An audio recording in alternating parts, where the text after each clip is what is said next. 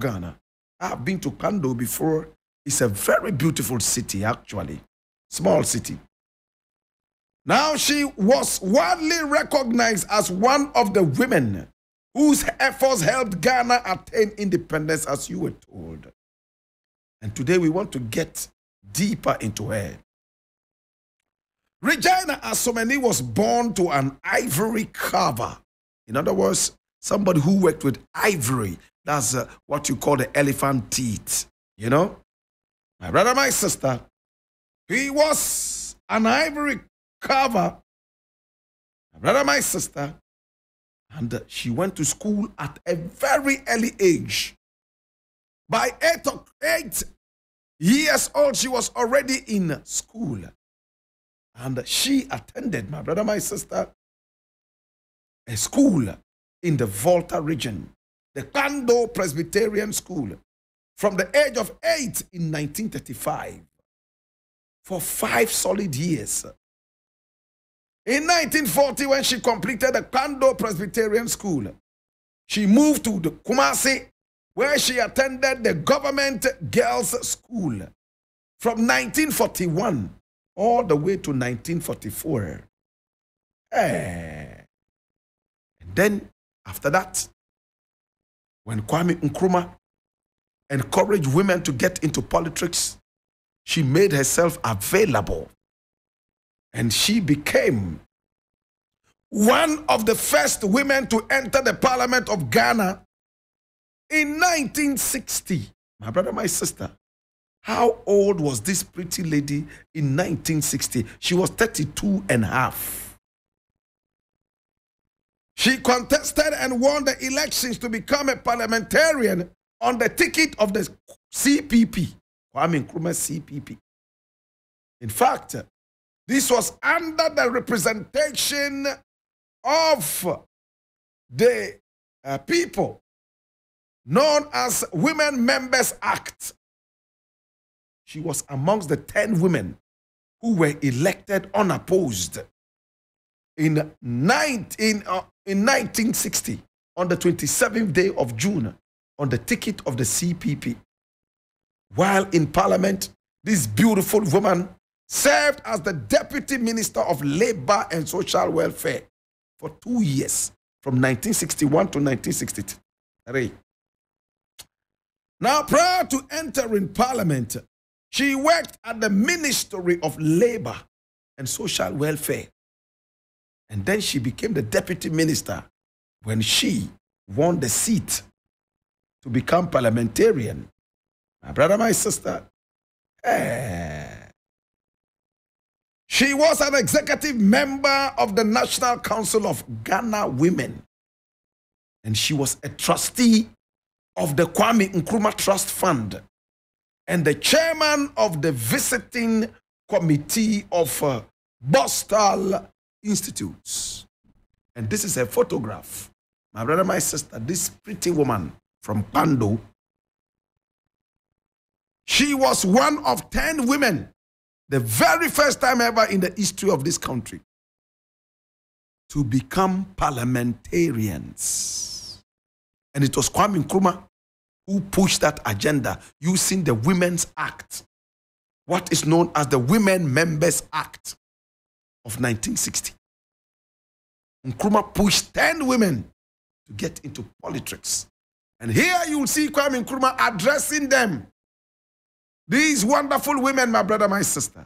What a visionary leader. And Regina Asamany became one of those. And standing next to Kwame Nkrumah, you can see Gbedema. And Gbedema, also from the Volta region, encouraged this. Oh my God, it was extremely beautiful. Kwame Nkrumah pushed the women into Parliament. 10 women, they stood unopposed. And they won. My brother, my sister, on the ticket of the CPP. Now, in 1979, 7 years after Kwame Nkrumah had died, and 9 years after the overthrow of the CPP, our woman became the very first woman in Ghana to organize a political party in her name to stand as presidential candidate and to compete to be president of the Republic of Ghana, the first time ever by a female. She founded the Mother Ghana Solidarity Party. Mother Ghana Solidarity Party. And she intended to contest for presidency of the 1979 general elections. We all remember what election that was. Hillary Liman won it at the end of the day. Rawlings came back in 1981, overthrowing Hillary Liman and taking over the seat again. She was unable to participate in the elections because she was a few hours late. In fact, a few minutes late. In those days, it was all about time. She was waiting for the check to pay for her candidature and her party. The check came late, a few minutes late, and she lost it. She never tried again. Her hobbies included gardening, playing lawn tennis, and dancing, and photography. Today we remember this great black woman. Oh yes. Her name, Regina Asamany, born on the 30th of July, 1927. Today we remember you. Uninyamenko. Uninyamenko. Uninyamenko. Uninyamenko. Catherine Regina Asamany. Today we remember you.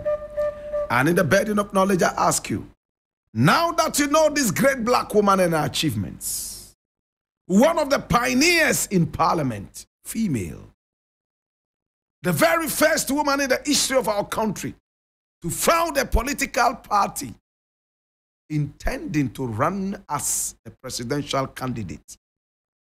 My brother, my sister, this beautiful black woman, today we remember.